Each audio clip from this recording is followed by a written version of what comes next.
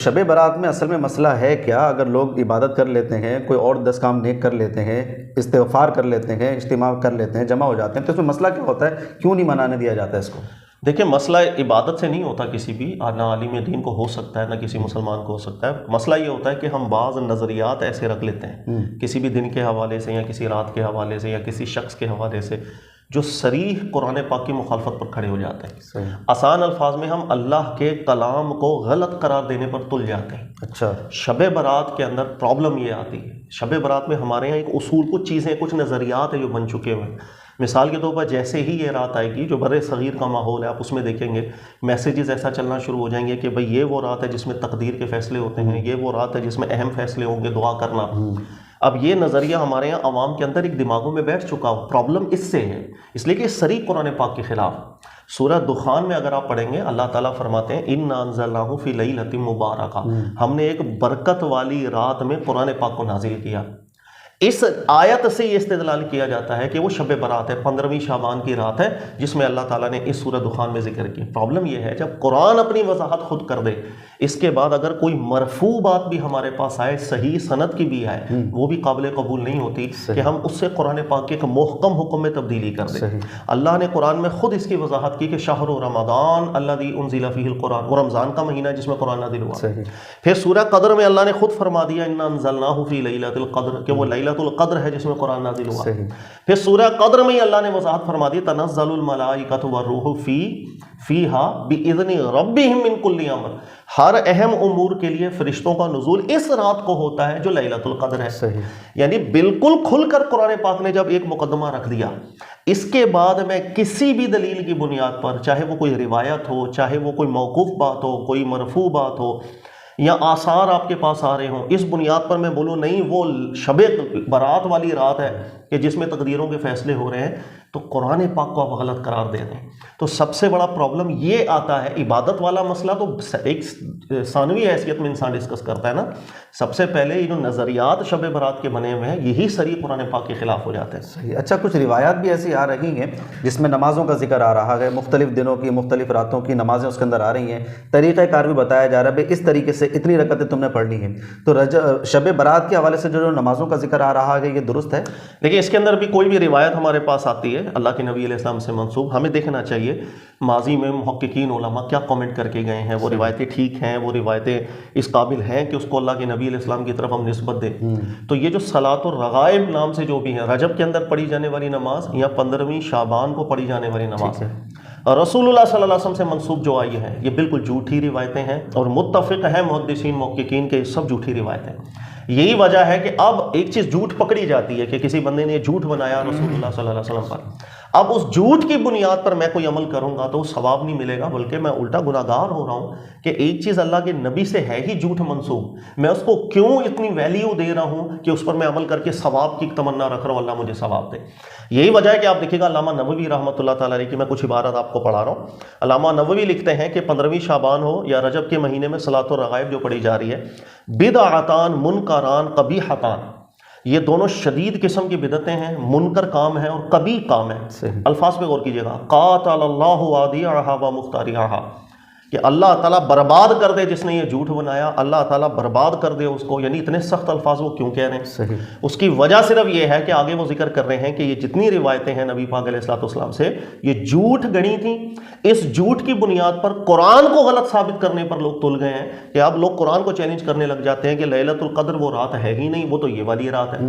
یعنی یہ اتنا بڑا جھوٹ تھا جس کی بنیاد پر لوگ قرآن پاک کو ایک تحریف کرنے کی طرف چلے گئے، اس کی تفسیر کے اندر اتنا بڑا بلنڈر کرنے کی طرف چلے گئے۔ یہی وجہ ہے کہ علماء نے بڑے شدید ایک اور سخت الفاظ استعمال کیے۔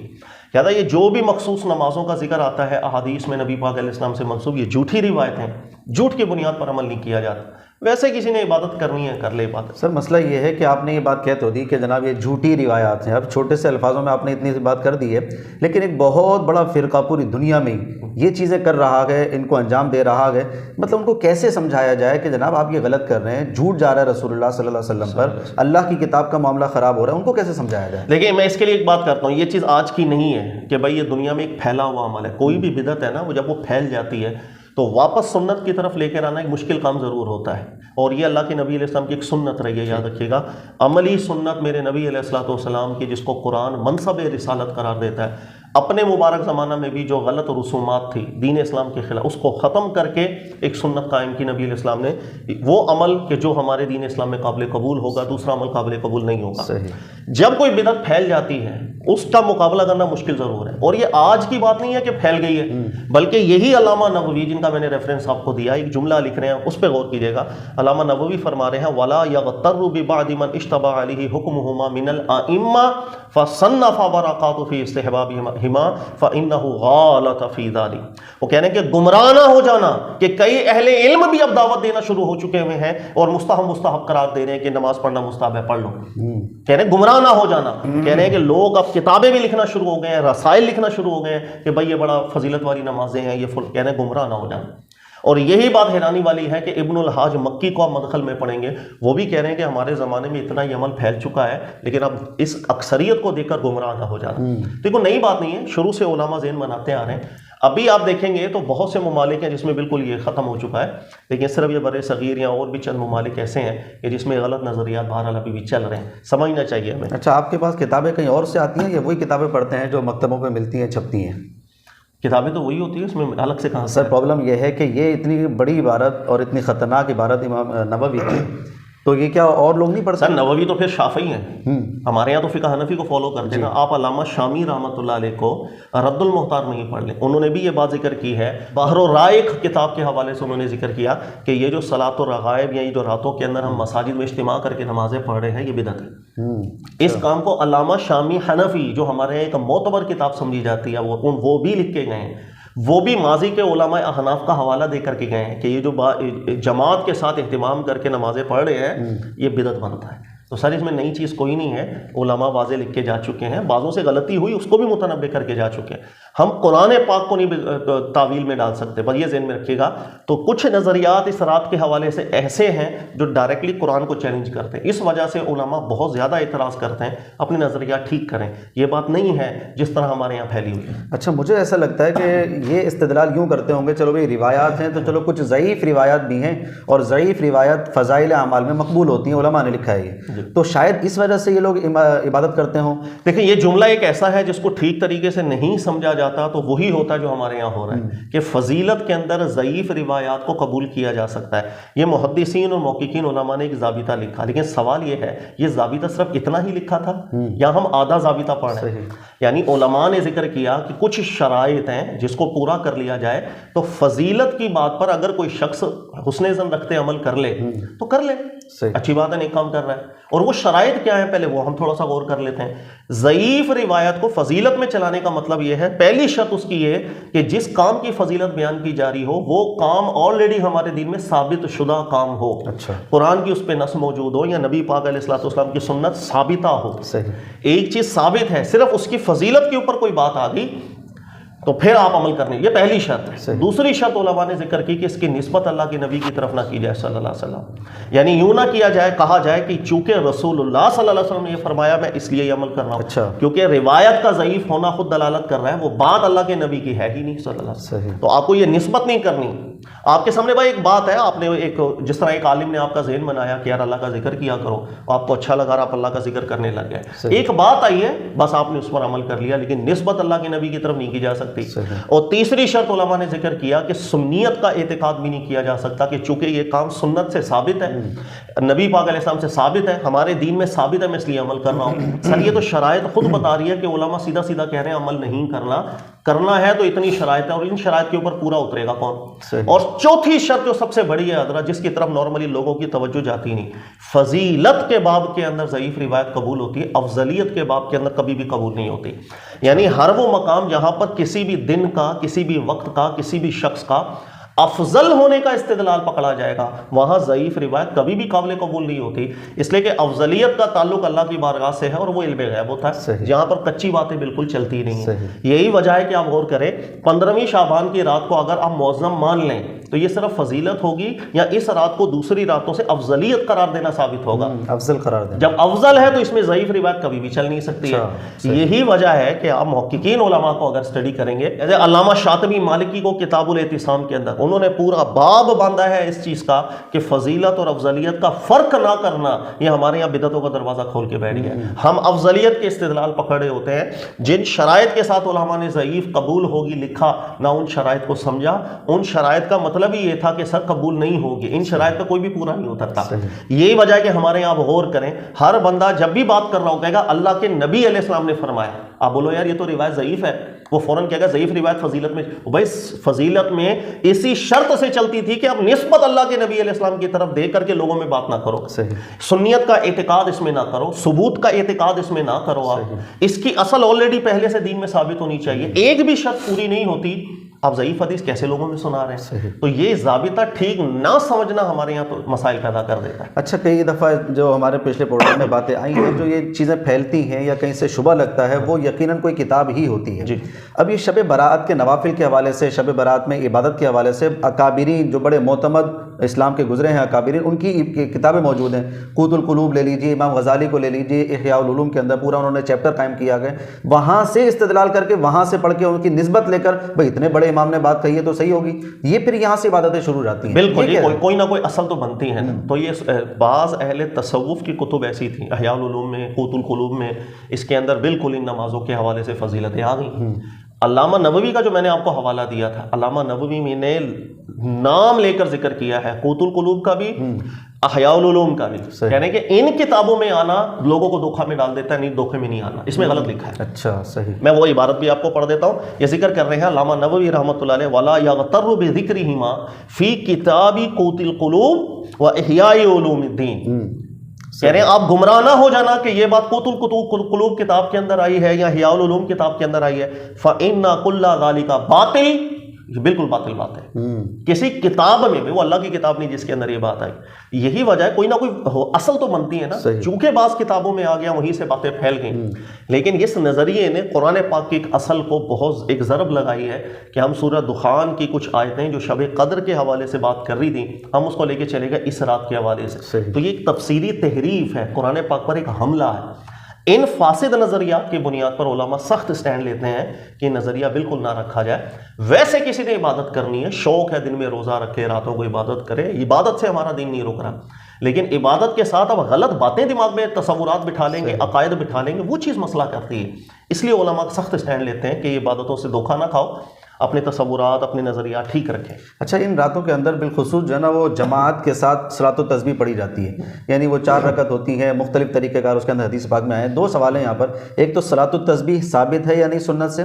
نمبر 2، نوافل کی جماعت کروانا باقاعدہ اہتمام کے ساتھ، اس کے بارے میں کیا حکم ہے؟ صلاۃ و تسبیح کے حوالے سے دیکھیں کچھ روایتیں آئی ہیں جس میں صحیح روایت تو کوئی بھی نہیں ہے. اچھا.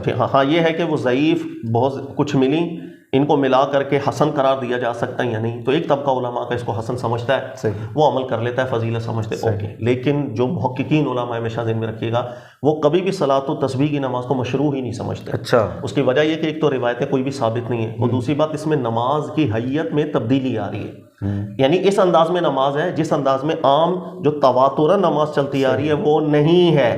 اور ہر وہ روایت جو صحیح سند کی بھی ہو، اگر وہ متواتر عمل کے خلاف ہو قبول نہیں ہوتی، تو یہ ضعیف کہاں سے قبول ہوگی؟ اس لیے آپ دیکھیں گے بڑے بڑے محققین علماء جو گزرے، مجتہدین جو گزرے، صلاۃ التسبیح کی نصوصات ان سے ملتی ہی نہیں ہیں، اکابرین سے ملتی ہی نہیں. لہذا بہتر قول یہ ہے، محقق قول یہی ہے کہ صلاۃ التسبیح کی نماز سے انسان احتیاط کرے. لیکن ہمارے ملک کے اندر اس کو حسن روایت قرار دیا جاتا ہے اور اس پر لوگ عمل کرتے ہیں، تو عوام الناس عمل کر رہی ہے. میرا خیال ہے یہ اجتہادی نوعیت کا ہی مسئلہ ہے، زیادہ سختی نہ کی جائے. ہاں ان راتوں کے اندر باجماعت اہتمام کر کے ہم پڑھیں. اس کے لیے میں نے آپ کو علامہ شامی حنفی کا حوالہ دیا، وہ بھی ذکر کرتے ہیں کہ ہمارے علماء اس کام کو بدعتی شمار کرتے تھے کہ آپ ایک رات کو افضل قرار دے رہے ہو، اس پر نصوصات بھی نہیں ہے، قرآن پاک کے تصورات کو بگاڑ رہے ہو، لیلۃ القدر کو یہ والی رات سمجھ رہے ہو. یہ بہت سے نظریات آپس میں ملتے ہیں. ان نظریات کو دماغ میں بٹھا کر آپ جماعت سے جو نمازیں پڑھیں بدعتی بنیں. لہٰذا اس چیز میں بھی ہمیں احتیاط کرنی چاہیے. اچھا سر، جو مغرب کے بعد 6 نوافل پڑھے جاتے ہیں مختلف نیتوں کے ساتھ، بھائی عمر میں خیر و برکت کے لیے، رزق میں خیر و برکت کے لیے، یہ جو 6 نوافل پڑھے جاتے ہیں، اس کا ثبوت کب سے ہوا، کہاں سے ہوا؟ کوئی ثبوت اس کا یہی ہے کہ بعض اہل تصوف کی کتب کے اندر یہ باتیں آ گئیں. اور یہ بات میں نے آپ سے ذکر کیا، علامہ نووی ہوں یا ابن حجر ہیثمی ہوں، حالانکہ ابن حجر ہیثمی جو ہیں وہ بہت دفاع کرتے تھے صوفی نظریات کا، لیکن اس معاملے کے اندر آ کر انہوں نے بھی بڑا سخت اسٹینڈ لیا تھا. وہ بھی میں الفاظ پڑھ دیتا ہوں، اپنے فتاویٰ میں ذکر کرتے ہیں کہ جو صلاۃ الرغائب ہے، اسی طریقے سے یہ جو 15ویں شعبان میں نوافل پڑھے جا رہے ہیں، بدعتان قبیحتان مذمومتان وحدیثہما موضوفہ یکرہ فعلھا فرادا وجماعتان، الفاظ پہ غور کیجیے گا، یہ اشد درجے کی بدعتیں ہیں، اور یہ نبی علیہ السلام پر جھوٹ باندھ کر بنائی گئی نمازیں ہیں. کہہ رہے ہیں بالکل میں پسند نہیں کرتا، جماعت دور کی بات ہے، فرادا اکیلے بھی کوئی پڑھے تو مجھے گوارا نہیں ہوتا. یہ نبی پاک علیہ السلام پر جھوٹ باندھ کر یہ نمازیں بنائی گئی ہیں. انہوں نے اکیلے بھی منع کیا ہے، بجائے اس کے کہ ہم جماعت کے استدلالات کریں. اصل دیکھی جاتی ہے، اگر اصل جھوٹ ہے تو پھر اس کے اوپر کھڑی بنیاد وہ کچی بنیاد. آپ علی الاطلاق لوگ ہیں، کوئی رات میں عبادت کرتا ہے، اللہ سے دعا کرتا ہے، اس میں کوئی ممانعت نہیں، لیکن ان جھوٹی باتوں کی بنیاد کے اوپر عمل کرنا یہ چیز بدعت بنے گا کہ آپ جھوٹ باندھ رہے ہو اللہ کے نبی علیہ السلام پر. چھوٹی بات نہیں، آپ تحریف کر رہے ہو قرآن پاک، چھوٹی بات نہیں. یہ وجہ ہوتی ہے کہ علماء بڑے سخت اسٹینڈ لیتے ہیں. آج بھی عرب کے علماء بڑا سخت اس کے اوپر ان کا ایک فتویٰ آتا ہے کہ نہیں یار یہ تصورات اپنا نہ رکھیں دماغوں. ویسے اللہ کا شکر ہے کہ ان علماء کرام کے قلم سے قبیحتان مذمومتان یا منکران کی جو ہے نا وہ لفظ نکل آئے، ورنہ صرف بدعتان کے لفظ ہوتے تو آج وہ لوگ یہی کہتے ہیں بدعت کہا ہے، بدعت حسنہ بھی ہوتی ہے اور بدعت قبیحہ بھی ہوتی ہے. یہ تو واضح طور پر آپ نے بتا دیا. اچھا، بالکل کوئی گنجائش نہیں ہے انفرادی یا اجتماعی اس رات کو مخصوص کر کے عبادت کرنا 15 شعبان کی عبادت میں مسئلہ نہیں ہے. ان تصورات کے ساتھ عبادت کرنے میں پرابلم آئے گی. نفس عبادت میں مسئلہ نہیں ہے. اگر کوئی 15ویں شعبان کا روزہ رکھتا ہے تو یہ جو مہینے کے درمیان کے دن ہوتے ہیں نا، ایام البیض جسے کہا جاتا ہے، اس کے روزوں کی فضیلت اللہ کے نبی سے ثابت ہے، عادت تھی نبی پاک علیہ السلام کی. اب کسی نے روزہ رکھا کوئی مسئلہ نہیں ہے، ٹھیک ہے. ویسے وہ رات اللہ کے نبی علیہ السلام ہر رات کو عبادت فرماتے تھے، اللہ کی تہجد پڑھا کرتے تھے، کوئی تہجد پڑھتا ہے کوئی مسئلہ نہیں. آپ کس تصور کی بنیاد پر عمل کر رہے ہیں یہ بتائے گا. عبادت میں کوئی مسئلہ نہیں ہے. میں اس تصور سے عبادتیں کروں کہ یہ رات ہے کہ جس میں اللہ کے فیصلے ہوتے ہیں، یہ رات ہے جس میں قرآن نازل ہوا، تو میں قرآن کو غلط قرار دے رہا ہوں. یہ وہ رات ہے جس میں اللہ کے نبی علیہ السلام نے ان نمازوں کی فضیلت بیان کی، میں نبی علیہ السلام پر جھوٹ باندھ کر رہا ہوں. تو مجھے وہ اصل دیکھنی ہے، میں کس اصل کی بنیاد پر کیا عمل کر رہا ہوں. عمل نہیں بتائے گا، اس کے پیچھے کا تصور بتائے گا کہ وہ عمل ٹھیک ہے یا اس تصور کی بنیاد پر یہ عمل خراب ہے. صحیح. اچھا، البانی صاحب نے جس حدیث کو صحیح قرار دیا ہے یا حسن قرار دیا ہے، اور انہوں نے کہا کہ اگر کوئی ویسے ہی اس مہینے میں عبادت کر لیتا ہے اور اللہ کی بارگاہ میں استغفار کرتا ہے تو یہ کوئی بری بات نہیں ہے، اس کے اندر روایت آ رہی ہے. البانی محقق صاحب کے نزدیک وہ حدیث حسن ہوئی تھی، لیکن جمہور علماء کے نزدیک بالکل منکر روایت ہے. اچھا، جب متن منکر ہو جائے تو پھر وہ روایت کثرت ترک پر حسن نہیں ہوتی. تو ایک اجتہادی خطا تھی یہاں پر محقق البانی صاحب کی، جن کو دیگر علماء نے واضح کیا تھا. لہذا اگر آپ کا یہ علم الحدیث سے شغف ہے تو آپ تحقیق بالکل پڑھ لیجئے گا کہ ان کی اس تحقیق میں بڑے نقص ہیں، بڑی کمزوریاں ہیں، اس لیے جمہور علماء نے اس روایت کو قبول نہیں کیا. اچھا سر، بالکل آخری سوال. ڈاکٹر طاہر القادری صاحب اور بریلوی طبقے کے تقریباً تمام کی علماء ابن ماجہ اور ترمذی کی ایک روایت کو لیتے ہیں، بڑی مشہور روایت ہے، اور اسی سے چونکہ واضح طور پر الفاظ آ گئے لہذا وہ سب نوجوانوں کے ذہنوں میں آ جاتی ہے. اذا کانت لیلۃ النصف من شعبان فقوموا لیلھا وصوموا نہارھا. جب 15 شعبان آئے تو رات میں عبادت کرو، دن میں روزہ رکھو. ڈاکٹر طاہر القادری صاحب اس پر بڑا زور دیتے ہیں اور کہتے ہیں واضح روایت ہے، پھر اس پر عمل کیوں نہیں کیا جاتا؟ جو روکتا ہے تمہیں وہ گناہ گار ہے. میں نے آپ سے ذکر کیا کہ وہ روایات ہے کہ جو سندن ٹھیک نہیں ہے، بلکہ سند دور کی بات ہے، متن بھی اس کا ایسا نہیں ہے جس کو قبول کیا جائے، کیونکہ متن کسی چیز کو افضل قرار دے رہا ہے، اور افضلیت کے لیے نصوصات الگ ہوتی ہیں، ثبوت الگ ہوتا ہے اس کا. یہ ہمیشہ ذہن میں رکھیے کہ کچھ استدلالی عیوب ہیں جو ہمیں پتہ نہیں چلتے ہیں لیکن ہم کر بیٹھتے ہیں. وہ دیکھو روایت آ تو رہی ہے، صرف روایت کا آنا کافی نہیں ہوتا ہے. اس کی ایک اور وجہ بھی ہے کہ 15ویں شعبان کے حوالے سے بہت سا مواد ہمیں ملتا تھا اسرائیلی، یعنی یہود و نصارہ کی جو مواد کتابوں میں ہے اس کے اندر سے باتیں آتی تھیں. 15 شعبان کوئی چیز ہے، اللہ نے کبھی 15واں شعبان کا لفظ قرآن میں ذکر نہیں کیا. اللہ کے نبی صلی اللہ علیہ وسلم سے صحیح ثابت طور پر یہ بات نہیں آئی، تو زیادہ گمان یہ پیدا ہوتا ہے کہ کہیں یہ وہی چیز تو نہیں جو اسرائیلیات سے ہمیں مل رہی ہے. یہی وجہ ہے کہ بہت سے علماء وہ بہت زیادہ احتیاط کرتے ہیں ایسے معاملات میں جو اسرائیلی ہمیں آ رہا ہو، جس کی تصدیق قرآن نہیں کر رہا، جس کی تصدیق اللہ کے نبی علیہ السلام سے ہمیں نہیں مل رہی، اور وہ چیز قرآن پاک کے مقابلے میں آ کر بھی کھڑی ہو جائے. اس لیے روایات سے استدلال کرنا، اب دیکھیں ماضی کے اندر بہت سے علماء رہے ہیں جنہوں نے گرفت کی. ہاں، یہ کہ میں نے آپ کو نفس عبادت میں مسئلہ نہیں ہے، عبادت کوئی کرتا ہے کرتا چلا جائے، تصورات غلط پیچھے نہ بٹھائے. ٹھیک ہے سر، بہت شکریہ. بہت سارے سوالات جمع ہوئے ہوئے تھے جو شعبان کے حوالے سے تھے، اور بالکل آپ کی وضاحت جو ہے نا وہ سمجھ میں آ گئی ہے. جی ناظرین، تو آپ نے سماعت فرما لیا. 15 شعبان کے حوالے سے جو سوالات تھے آپ کے، وہ ہم نے مفتی صاحب کے سامنے رکھ دیے، اور جوابات بھی آپ کے سامنے آ گئے ہیں. عبادت کوئی کرتا ہے ذوق و شوق میں تو کوئی مسئلہ نہیں، بغیر کسی تصور کے. اور دیگر مہینوں میں یا دنوں میں بھی عبادت کرتا ہے تو بہت اچھی بات ہے، لیکن 15 شعبان کا خاص تصور یا روایتوں کو لے کر آنا یہ بالکل غلط ہو جاتا ہے.